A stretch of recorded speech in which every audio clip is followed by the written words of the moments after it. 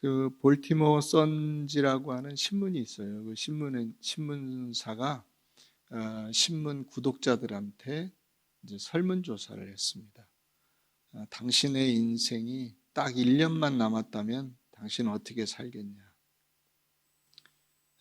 1년만 나에게 인생의 기회가 주어지면 당신은 어떻게 당신의 인생을 1년을 채워가시겠냐? 근데 그걸 정리해 보면 두 가지로 정리가 됩니다. 하나는 내가 남에게 도움만 받고 살았는데 1년 동안은 다른 사람을 도우며 살고 싶다 하는 것이고, 또 하나는 내가 그동안 받은 사랑을 다른 사람들에게 사랑으로 되돌려주고 싶다 하는 거였어요. 결국 우리의 인생 속에서 우리가 다른 이들에게 무언가를 나눌 때 그것이 물질은 아니에요. 네, 물질적인 것은 아니에요. 물론 도움에 물질이 포함되지만 물질로부터 시작되는 건 아니에요. 네, 우리 속담에 콩 한 쪽도 나눠 먹는다 이런 말이 있듯이 그 나눔을 실천하려는 그 마음과 의지가 중요한 것이지, 나눔이 어느 정도 규모냐 하는 것은 별로 중요한 것이 아닙니다. 여러분, 올해도 여러분들이 이제 올 초인데 내 인생을 가장 멋지게 사는 길이 무엇일까? 그걸 여러분 뒤로 밀어놓지 마세요. 내가 나중에 돈 벌면, 내가 나중에 기회가 되면 그것처럼 어리석은 게 없는 거예요. 그 어리석은 부자의 비유가 그거잖아요. 네. 그 어리석음은 뭐냐면 지금 현재에 만족하고 내 인생을 위해서 참으로 필요한, 내 인생에 의미가 있는 그것을 하지 않는 게 어리석음이죠. 내가 꼭 해야 될 일이 무엇인가?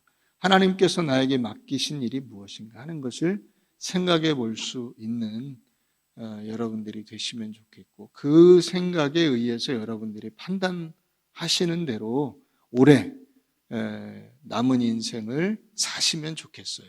내 인생은 이런 인생이 됐으면 좋겠다. 그거를 2021년에 사시면 됩니다. 그러면 가장 보람 있는 인생이 되는 거예요.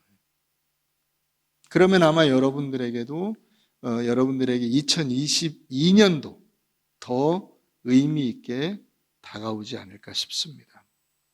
오늘 우리가 베드로후서 1장 5절에서 11절 말씀을 가지고 통합적인 신앙 인격을 가진 성도라 이렇게 말씀을 나누려고 하는데, 오늘 본문의 요지는 이 5절, 6절, 7절에 나오는 그 신앙의 여러 덕목들이 우리에게 조금씩 우리 인생을 좀 업그레이드 시킬 수 있는 과정이라 이렇게 제시하는 것이 아닙니다.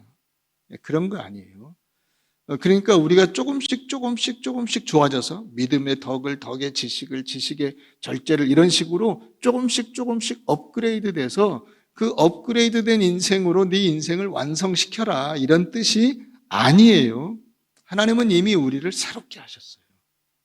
우리를 하나님의 형상을 닮은 새로운 인간으로 창조하시고 예수 그리스도를 통해서 새 창조를 하신 겁니다. 그러니까 우리가 그분 안에서, 예수 그리스도 안에서, 하나님 안에서 새로운 통합적 신앙 인격을 실천해가며 사는 것이 우리에게 남은 과제이지, 더 완성해야 될 어떤 부분, 우리가 인간적으로 더 업그레이드 되어야 할 어떤 부분이 남아있는 것이 아니다 하는 거예요.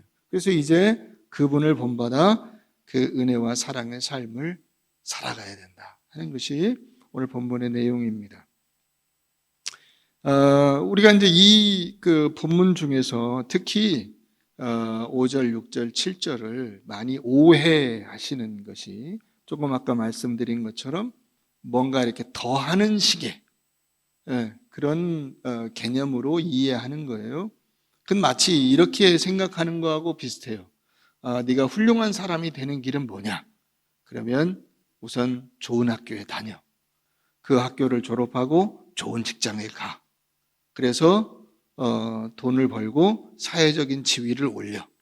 그래서 좋은 사람들과 좋은 관계를 만들어. 이렇게 생각을 하는 거예요. 그러면 훌륭한 사람이 되는 거냐 하는 거죠. 다 외적인 기준이죠. 스펙이죠. 예. 뭔가 이렇게 내 자신을 내세울 만한 사회적인 조건을 이야기하는 것처럼 그렇게 우리가 자꾸 생각을 하는 거예요. 신앙적으로도 이것이 조건이 돼서 우리가 이런 조건 속에서 하나님을 더 잘 섬길 수 있다 이렇게 착각을 할 수 있게 되는 거예요. 그렇지 않다는 거예요. 그렇지 않아요. 하나님께서 우리를 다른 사람들과 구별하도록 이런 일을 하라고 당부하시는 것이 아니라는 것을 알아야 돼요. 하나님을 알고 하나님을 섬기고 그분을 경배하는 신앙 인격을 가진 신실한 사람이 되는 거예요. 근데 이미 그 신실한 사람의 밑바탕을 하나님께서 만들어 놓으시고 우리로 하여금 그 삶을 살 수 있는 기회를 주신 거예요. 그러니까 이 기회를 가지고 우리가 그걸 살면 되는 거지 또다시 뭘 만들어내려고 할 필요가 없다는 거죠. 그러니까 믿음의 덕을 덕의 지식을 지식의 절제를 절제의 인내를 인내의 경건을 경건의 형제 우애를 형제 우애의 사랑을 하는 이런 것들이 자꾸 해서 한 단계씩 올라가는 것이 아니라 우리가 어떤 점에서 세상 사람들과 다르고 하나님께서 우리에게 주신 이 기회와 은혜가 세상에 있는 사람들과 어떻게 다르게 우리에게 적용되는가 하는 것을 우리가 생각하며 그것을 나의 삶 속에서 실천해 가는 겁니다. 이게 우리를 거룩으로 부르신 의와 진리의 거룩함으로 지으심을 받은 새 사람이 살아야 될 하나님의 부르심이라고 하는 것입니다. 자, 근데 우리가 이 말씀을 이해하는 데 있어서 한 가지 살펴봐야 될 굉장히 중요한 단어가 있어요. 그게 뭐냐면 7절 끝에 나오는 단어예요. 7절 맨 끝에 무슨 단어가 나오죠? 7절. 예? 더하라라는 단어가 나오죠. 더하라. 이 더하라라고 하는 단어가 굉장히 중요한 단어예요. 이 더하라 하는 것은 무슨 뜻이냐면요. 어떤 사람이 돈이 엄청 많아요. 높은 지위를 가지고 있어요. 그래서 그 어떤 행사를 계획하고 그것을 하는데 필요한 모든 자원을 다 가지고 있어요. 그래서 이제 아들한테, 딸한테, 야, 이런 거 하자. 하죠. 그래서 그걸 계획해가지고 행사를 진행을 하면 거기에 필요한 모든 걸 다 지원을 해주는 거예요. 전부 다. 그게 어느 정도의 금액이든 어느 정도의 규모든 상관이 없어요. 하나님께서 지금 이 더하라라고 하는 단어를 통해서 우리에게 주시는 의미가 뭐냐면 하나님이 어마어마하게 크신 분이에요. 그래서 여러분들에게 그와 같은 은혜를 베풀어 주시니까 올해 여러분들이 믿음이 조금 눈꽃만큼 업그레이드 되고 덕이 눈꽃만큼 업그레이드 되고 지식이 눈꽃만큼 늘어나고 이런 식으로 하지 말라는 거예요. 뭉텅뭉텅 하나님이 믿음의 풍성한 복을 주시고 덕을 주시고 지식을 주시고 절제를 주시고 인내를 주시고 하나님께서 풍성한 은혜를 베풀어 주실 거니까 우리가 거기서 이게 뭐라 그러죠? 째째하게 조금씩 이렇게 인심 쓰듯이 그냥 그런 거 말고 여러분 이제 할아버지가 손자하고 같이 놀고 있어요. 손자가 장손자예요. 얼마나 이쁜지 몰라. 할아버지 눈에 손자가 할아버지가 사줘서 이 막대 사탕을 먹고 있어요. 그래서 할아버지가 손자한테 그러는 거야. 야, 할아버지 한 입만 줘라. 그 손자가 굉장히 고민을 해요. 이 사탕 한 입을 할아버지한테 줄까 말까. 할아버지가 하도 애절한 빛으로 그 한 입만 달라 그러니까 손자가 오랜 장고 끝에 팔을 내밀어요. 한 입만 먹어라 이거죠. 여러분, 그 사탕 누가 사준 거예요? 할아버지가 사준 거야. 아낄 필요가 없는 거죠, 사실. 그죠? 아낄 필요가 없어요. 그런데 얘는 아까운 거야, 그게. 이거 지금 이거 하나 딱 들고 있는데 할아버지가 한 입 먹으면 지가 100입, 1000입 먹는 거는 하나도 상관이 없지만은 그 한 입은 엄청 아까운 거예요. 여러분, 우리가 신앙생활 하면서 그렇게 살 수가 있어요. 하나님께서 우리에게 모든 걸 은혜로 주시는데 그 은혜로 주신 것은 생각 안 하고 눈꽃만큼 믿음의 조상 같은 그런 믿음을 갖고 덕스러운 삶을, 지식의 삶을, 절제의 삶을, 인내의 삶을, 이런 그 풍성한 하나님의 은혜 가운데 거하는 삶을 살려는 그런 생각을 갖는 것이 아니라 눈꽃만큼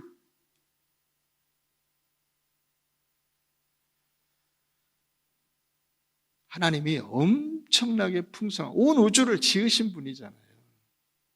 여러분, 이 지구만 생각해도 우리가 상상할 수 없는 규모인데 태양계에, 은하계에, 이런 은하계가 뭐 세상에 이 우주 전체에 수천 개인지 수만 개인지 알 수가 없다, 이런 얘기를 하잖아요. 물론 안 가봤기 때문에 그냥 막 내지르는 말인 것처럼 들릴 때가 있어요. 그런데 어쨌든 그렇게 어마어마하게 큰 우주를 지으시고 그걸 운영해 가시는 하나님이 여러분들의 인생에, 여러분들에게 예수 그리스도와 함께 못 주실 게 어딨냐 하는 거예요. 그 약속을 이미 우리에게 주셨는데도 우리는 어떻게 생각하죠? 이거 못 주는 거예요. 이거 입에 사탕 넣고 있다가 이거 한 입을 못 주는 거예요.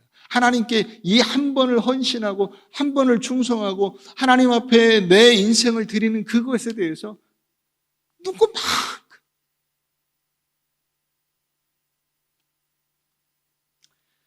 여러분, 우리가 하나님의 자녀들이요, 하나님의 종들인데 우리가 어떤 동기에서 어떤 목적을 향해서 살아가고 있느냐 하는 것을 우리가 생각을 해봐야 되는 것입니다. 하나님의 부르심이라고 하는 면에서 우리를 어떻게 부르셨는가, 무엇으로 부르셨는가, 왜 부르셨는가, 오늘 그런 관점에서 성경이 우리에게 가르쳐주는 것이 믿음의 덕의 지식의 절제의 인내를, 인내의 경건의 형제 우애의 사랑을 더하라. 풍성하게 갖다 써라. 믿음도 갖다 쓰고 덕도 갖다 쓰고 지식도 풍성하게 갖다 써.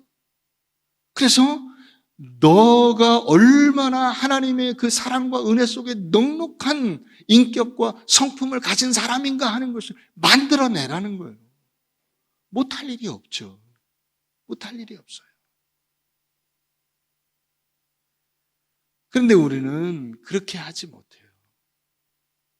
자꾸 도망을 가버려요. 여행의 이유라는 책을 쓴 김영하라는 작가가 있어요. 이 사람이 여행에 특화된 작가인데 그 사람이 이 여행의 이유라는 책에서 그런 얘기를 해요.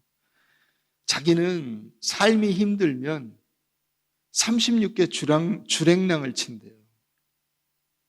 삶이 힘들면 36개 주랭랑을 쳐. 어디로? 외국으로 도망을 가버린다는 거예요. 그게 이를테면 자기 도피처예요. 인생의 난제들이 자기를 포위하고 위협하면 언제나 자기는 달아났대요.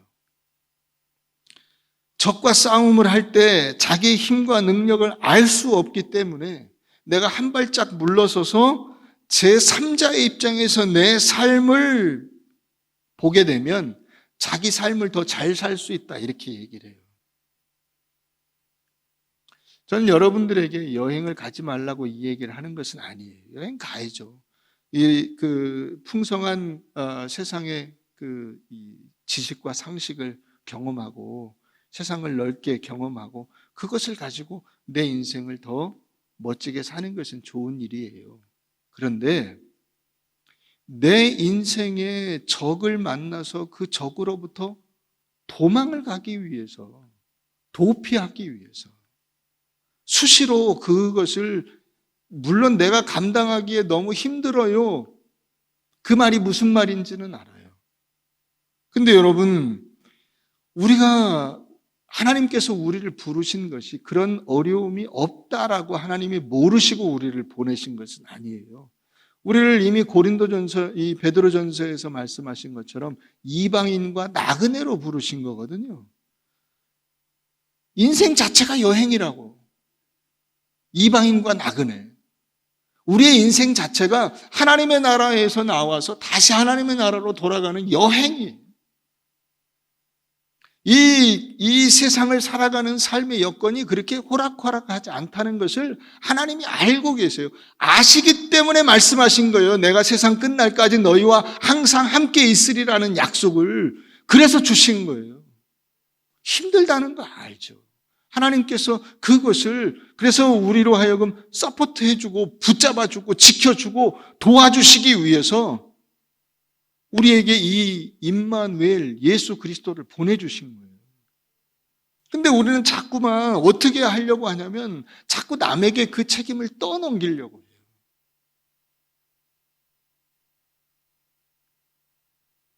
목사가 뭐 그래, 교회가 왜 그래, 대통령이 왜 그래, 경제를 살려야지, 정치인들이 똑바로 정의롭게 해야지.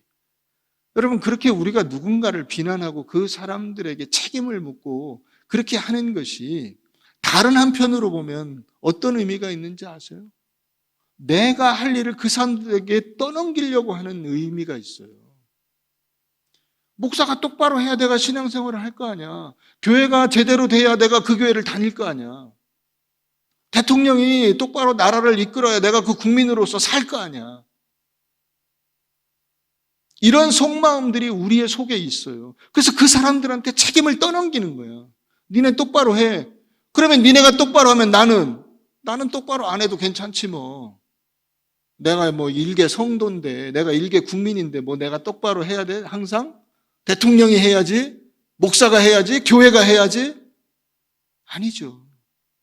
그걸 우리 각자는 다 하나님의 자녀로서 하나님이 부르신 그 부르심이 있고 책임이 있어요.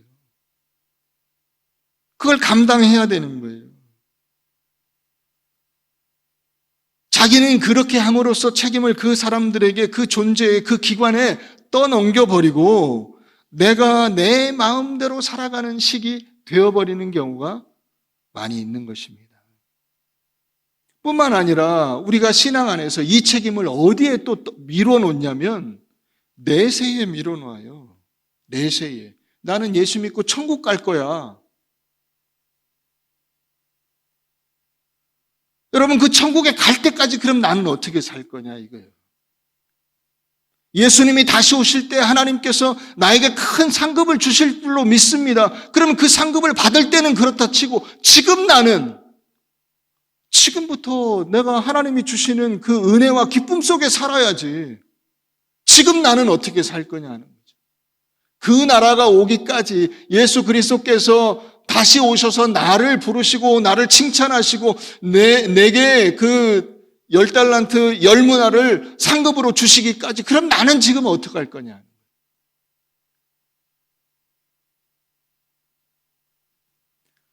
여러분, 신앙이 최종적인 결과로만 이해되면 마지막에 하나님께서 내가 영원한 생명을 주시고 상급을 주실 거야 라는 이 결과로만 이해되면 이 세상을 사는 동안에 내가 어떻게 살아야 되느냐 하는 그 질문에는 답이 없게 되는 거예요. 답이 없는 인생을 살고 있는 사람들이 너무 많아요. 우리가 믿음으로 하나님의 약속을 붙들고 산다고 하는 것은 우리를 부르신 그 삶으로 목적지까지의 그 공백, 내가 하나님의 나라에 도착하는 이 목적지까지 가는 그 동안에 그 과정을 바로 이와 같은 덕목들로 채워가는 거예요. 내 삶을 통해서, 나의 성품을 통해서, 나의 인격을 통해서 그것을 만들어가는 거예요. 이게 어느 한 부분만 덕이나 믿음이나 이런 것만으로 되는 것이 아니라 이런 것들이 다 통합된, 다시 말하면 믿음과 덕과 지식과 절제와 그 인내와 경건과 형제 우애와 사랑이라고 하는 이런 것들이 같이 어우러진 그 성품으로, 그와 같은 삶으로 여기를 채워가는 것입니다. 그런데 우리가 이렇게 주님의 넉넉함으로 하나님께서 베푸시는 은혜로 이것을 살아야 되는데, 실제로 살다 보면 우리의 그 죄악된 본성 때문에 그렇게 살질 못하고 자꾸만 율법주의로 가게 돼요. 율법주의라는 것은 뭐냐면 그걸 지킨 자의 자랑과 지키지 못한 자에 대한 정죄만 남는 거예요. 지킨 자는 자랑을 해요. 지키지 못한 자에게는 너는 왜 그랬어? 라는 추궁이 뒤따르죠. 예를 들어 여러분들이 주일 성수를 해요. 예배 드렸어? 주일 예배 드렸어? 난 드렸다 이거죠. 넌 뭐 했냐 이거예요. 봉사도 마찬가지예요. 주일날 봉사를 했어요. 나 봉사했는데 넌 뭐해? 너 시간도 많잖아. 너 젊잖아. 넌 뭐해? 자꾸 이 추궁으로 가요. 정죄로 그게 남는 거예요. 교회에서 대표적으로 이런 데 써먹는 게 새벽기도죠. 새벽기도를 했으면 그 기도한 자의 그 여유와 기쁨과 하나님이 주시는 만족과 은혜로 충만해야 되잖아요. 그런데 뭐만 남냐? 나는 기도했는데 너 왜 새벽에 안 나와? 이걸로만 남아요. 목사가 새벽기도도 안 하면 되냐고. 장로가 새벽기도도 안 하면 되냐고. 이런 것만 남는 거예요. 전에 어떤 분이 그런 얘기를 해요.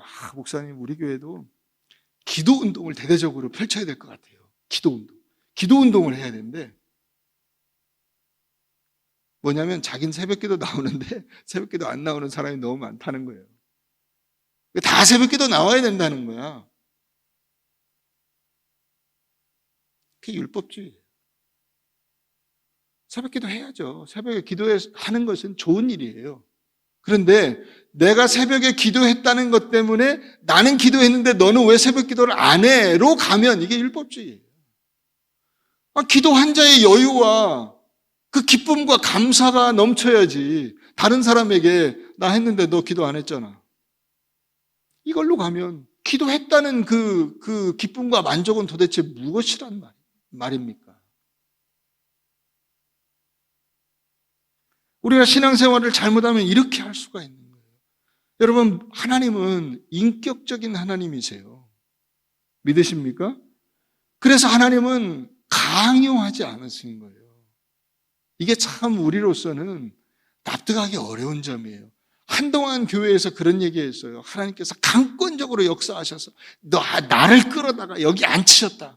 여러분, 하나님은 그런 하나님이 아니에요. 심지어 예수를 믿는 것조차도 우리에게 초청을 하시고 부르시지, 억지로 모가지를 잡아다가 갖다가 여기 앉혀놓고 너 믿을래 안 믿을래 칼을 들이대고 그런 거 아니에요. 그건 신앙 아닙니다. 하나님이 그런 하나님이 아니시거든요. 물론 그렇게 해서 안 믿으면 그 책임은 내가 지는 거예요. 내가 그렇게 하나님의 초청에 불응해서 받아들이지 않으면 거기에 대한 대가는 내가 가지는 거죠.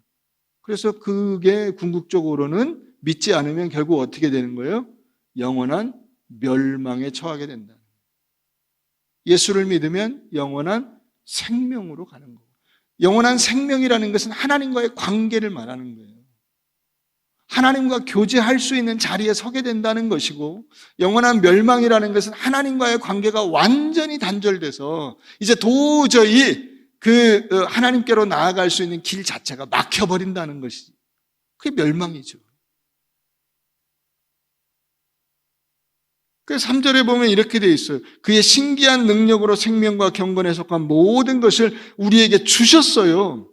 이미 주셨어요. 그런데 그거를 받느냐 안 받느냐는 내가 내가 인격적으로 하나님께서 할 수 있는 여지를 남겨놓으시는 거예요. 이는 자기의 영광과 덕으로서 우리를 부르신 이를 알므로 말미암아. 일로 와 하고 부르는데 안 온다. 그러면 하나님이 기다려주시는 거죠. 기다려주시는 거예요. 우리가 탕자의 비유에서 보면 탕자가 그 다 재산 팔아가지고 가서 외국에 가서 그 재산을 탕진하잖아요. 그럼 여러분들 같으면 어떻게 하시겠어요? 당장 쫓아가서 모가지를 콱 잡아가지고 데려다가 다리 몽둥이를 분질러 버려야 속이 시원하신 거죠. 그죠? 근데 탕자의 아버지는 어떻게 하죠? 동구 밖에 나가서 기다리잖아요. 매일같이. 매일같이. 뭐 하는지 다 알고 있어요. 안 봐도 비디오예요. 그렇잖아요. 아들을 길러낸 그 아버지가 모를 게 뭐가 있어요. 다 알지. 척하면 척이죠. 그런데 안 쫓아가요. 기다립니다. 그리고 돌아오니까 잔치를 벌이죠. 이 아들은 죽었다가 다시 살아왔다. 완전히 잃어버린 줄 알았는데 다시 돌아왔다.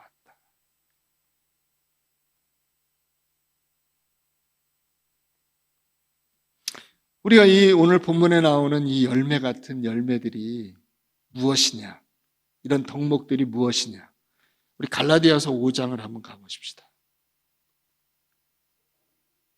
갈라디아서 5장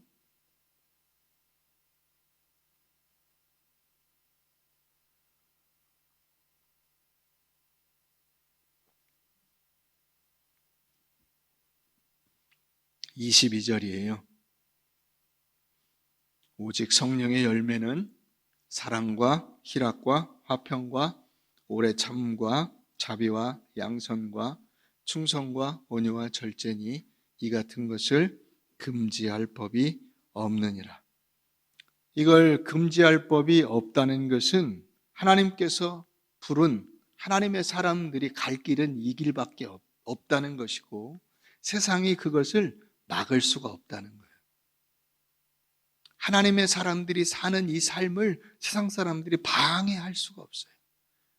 세상이 우리를 방해하려고 방해한다고 해서 방해되는 것이 아니에요. 내 믿음이라고 하는 것이 여기 나오는 이 사랑, 희락, 화평, 오래 참음, 자비, 양선, 충성, 온유, 절제 이와 같은 것들이 그 사람들이 막 방해해가지고 내가 아무것도 못하고 그냥 망해버리는 그게 아니에요. 오히려 그렇게 방해하면 할수록 이런 덕목과 성품을 기르는데 도움이 돼요.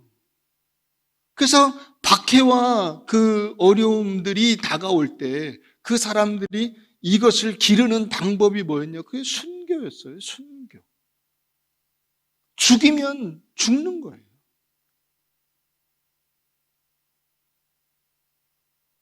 덕목을 내려놓는 게 아니라 그 덕목으로 그 믿음의 적과 맞서 싸우는 것인데 그 싸우는 방법이 뭐냐면 그 사람들에게 지는 거예요. 이게 참 우리에게는 어려운 기회이면서 동시에 여러분들이 이런 덕목들을 점차 통합적 신앙 인격을 갖추어 갈 때 그걸 만들어낼 수 있게 되는 겁니다. 이렇게 열매를 맺는 방법이 따로 있는 게 아니라 어떻게 하면 이 열매가 맺어지느냐 16절에 가니까 이렇게 되어 있어요. 내가 이르노니 너희는 무엇을 따라 행하라? 성령을 따라 행하면 이렇게 저절로 된다는 거예요. 성령을 따라 행하면 내가 사랑하는 사람이 되고 기쁨이 넘치는 사람이 되고 다른 사람들과 화목한 사람이 되고 오래 참을 수 있게 되고 그게 여러분들의 인생에서 일어나는 일들이에요. 여러분들이 예전에 비해서 훨씬 더 사랑하려는 마음을 갖게 되고 마음에 기쁨이 있게 되고 어려움 가운데에서도 다른 사람들을 이해하고 견뎌내게 되고 온유하게 되고 절제하게 되고 그런 거예요. 여러분 열매가 한꺼번에 확 익습니까? 그렇게 안 되죠. 처음에 조그만 꽃이 피고 열매가 이렇게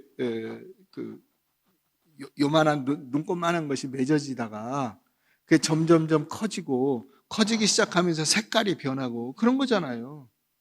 이 점진적이에요. 그런 점에서는 우리가 열매를 맺는다는 점에서는. 그런데 그 열매를 이 가지나 이것이 자기가 이렇게 하려고 하는 의지를 갖고 하는 게 아니고 어떻게 되는 거예요? 뿌리를 땅에다 박고 있으면 저절로 되는 거예요. 저절로. 이게 물이 올라가서 양분이 올라가서 그냥 저절로 맺어지는 거예요. 우리가 신앙생활 하는 것도 마찬가지예요. 우리가 성령을 따라 행하는지 뭘 보면 알 수 있냐? 이런 열매들을 보면 알 수가 있어요. 이 변화라는 것이 여러분들의 삶에 필연적인 거예요. 이 덕목 하나하나가 비인격적인 개념이 아니고 이 덕목 하나로 존재하는 게 아니에요. 믿음의 사람, 지식의 사람 이렇게 하나로 이게 존재하는 것이 아니고 그런 것이 다 어우러져서 훌륭한 신앙 인격을 가진 사람이 되는 거예요. 그러니까 이것은 여러분들이 돈이 많냐 적냐, 많이 배웠냐 못 배웠냐고 상관이 없어요. 많이 배웠으면 배운 대로 훌륭한 신앙 인격을 가지고 사는 거고, 못 배웠어, 학교를 못 다녔다 그러면 여러분 시골에 그 일자무식 할머니는 신앙생활을 못하냐? 그게 아니잖아요. 그 할머니가 예수 믿고 믿음으로 살아가는 그 모습들이 얼마나 귀하고 아름답습니까? 그건 우리 모두가 다 각자 할 수 있는 거예요. 자기의 형편이 어떠냐, 자기의 사회적 위치가 어떠냐에 상관이 없이 우리 모두는 다 이와 같은 각자 자신의 믿음 위에 덕의 지식의 절제를 이런 이 통합적인 신앙 인격을 만들어 가려는 이 노력들이, 그와 같은 삶이 우리에게 꼭 필요한 것이다. 그럼 저는 그래서 여러분들에게 올해 우리가 꼭 해야 될 일이 무엇인가 하는 것을 한 가지 제안하고 싶은데, 제가 이미 말씀드렸어요. 작년에도. 근데 올해는 구체적으로 더 이것을 깊이 뿌리를 내렸으면 좋겠어요. 결국 우리가 믿음으로 산다는 것은 다른 사람들이 내 어떤 것을 보고 알 길이 없어요. 이 사람이 믿음으로 사는지, 기도하면서 사는지, 신실하게 사는지, 그렇지 않은지 어떻게 알아요? 그걸 드러낼 수 있는 대표적인 그 증거가 뭐냐면 바로 환한 표정과 웃음이에요. 반갑게 만나서 인사하는 거예요. 아우 집사님, 날씨도 추운데 한 주간 얼마나 고생하셨어요. 아유 아닙니다. 저보다 집사님이 더 고생하셨죠. 권사님이 더 힘드셨죠. 몸 불편하시죠. 여러분 환하게 웃으면서 이런 이야기도 못한다면 그게 무슨 천국을 사는 사람이며 예수를 믿어서 그 안에 하나님의 풍성한 그 은혜와 영광이 넘치는 사람이라고 할 수가 있습니까? 그렇지 않아요? 엘리베이터에서 만났는데 멀뚱멀뚱히 쳐다보고 너는 너 나는 나 이렇게 할 수 있는 거라면 그게 무슨 교회예요? 교회가 그렇게 되어서는 안 되죠.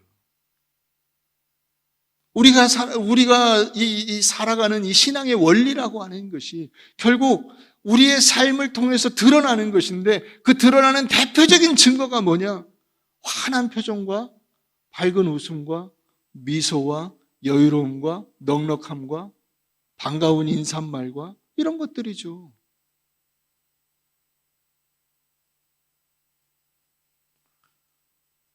오늘 말씀에도 나오지만은 사랑이라고 하는 것이 그 마지막에 사랑을 더하라 이렇게 돼 있잖아요. 네, 믿음부터 시작해서 사랑을 더하라. 여러분 사랑의 최고봉은 뭐냐면 예수님께서 사신 거예요. 바로 원수를 사랑하는 겁니다. 원수를 사랑한다는 것은 인간적인 능력과 힘으로 되는 것은 아니라고 봐요, 저는. 그거는 사람이 살 수 있는, 도달할 수 있는, 쉽게 도달할 수 있는 경지가 아니에요. 그거는 어떤 예화에 나오는 특정한 사람들 정도가 할 수 있는 아주 희귀하고 대단한 그 은혜를 받은 사람만 할 수 있는 거예요. 그러면 보통 평범한 우리들은 어떻게 해야 될까? 원수를 사랑하는 단계까지 가는 것은 택도 없고 그냥 우리의 일상생활에서 늘 마주치는 그 사람들과 어떻게 살아갈까? 우리 한번 성경을 보십시다. 대표적으로 사랑에 대해서 이야기한 장이 어디예요? 고린도전서 13장 한번 가서 보십시다.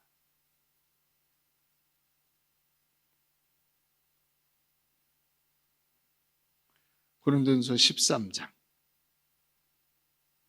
내가 사람의 방언과 천사의 말을 할지라도 뭐가 없으면? 사랑이 없으면 소리나는 구리와 울리는 꽹과리가 되고 내가 예언하는 능력이 있어 모든 비밀과 모든 지식을 알고 또 산을 옮길 만한 모든 믿음이 있을지라도 뭐가 없으면? 사랑이 없으면 내가 뭐예요? 아무것도 아니에요. 내가 없는 거예요. 나라는 존재 자체가 의미가 없어요. 사랑이 없으면. 다시 말하면 인간은 곧 사랑이어야 되는 거예요. 하나님만 사랑이신 것이 아니고 인간이 사랑이어야 돼. 자, 내가 내게 있는 모든 것으로 구제하고 또 몸을 불사르게 내줄지라도 사랑이 없으면 내게 아무 유익이 없느니라. 사랑은 뭐하고? 오래 참고. 여러분, 원수를 사랑하는 것은 너무 힘든 그 인간적인 경지를 넘어선 정말 신적인 경지라고 한다면 우리가 인간적인 경지에서 시도해 볼 만한 것이 뭐냐? 오래 참는 거예요. 오래 참는 거. 이건 한번 해볼 만해요. 힘들지만 그래도 목표를 달성할 수 있다는 가능성을 우리가 갖게 되는 겁니다.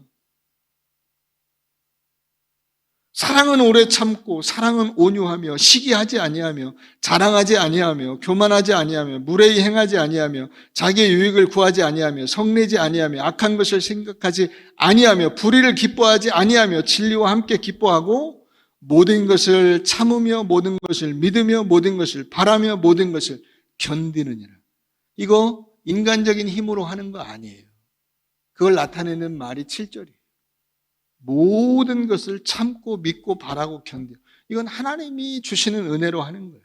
그런데 우리가 인간적인 노력으로 열심히 할 수 있는 것, 그런 것들이 있다면 뭐냐? 오래 참는 거예요. 오래 참는 거예요.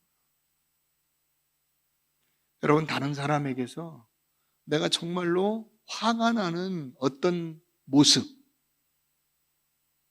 그것을 견디는 게 오래 참음이에요.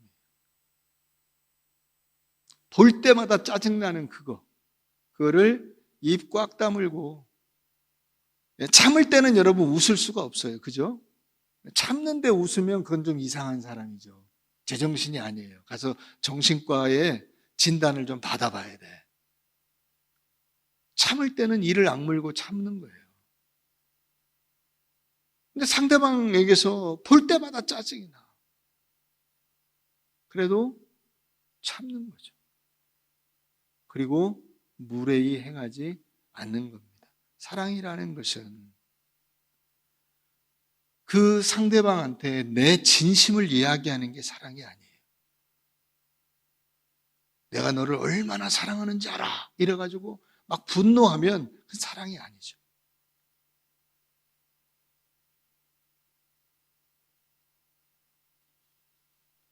무례히 행하지 않고 오래 참고 온유하고 자랑하지 않고 자기의 유익을 구하지 않고 성내지 않고 이걸 하는 게 사랑이에요. 이걸 진심을 이야기하는 게 사랑이 아니에요. 그래서 내 몸을 불사르게 내어줄지라도 그게 나오는 거예요. 사랑이 없으면 아무것도 아니에요. 그래서 뭘 해야 돼? 오래 참고 온유하고 화목하고 화평하고 이런 걸 하는 거예요. 예의를 갖추고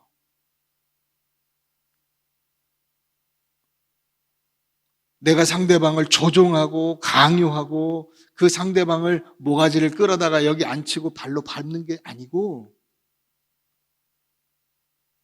그 사람에게 기회를 주고 기다리는 거예요.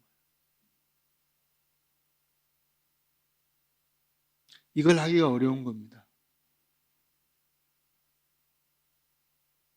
신앙 인격이라는 것이 그런 거예요. 그걸 만들어내기가 쉽지 않아요.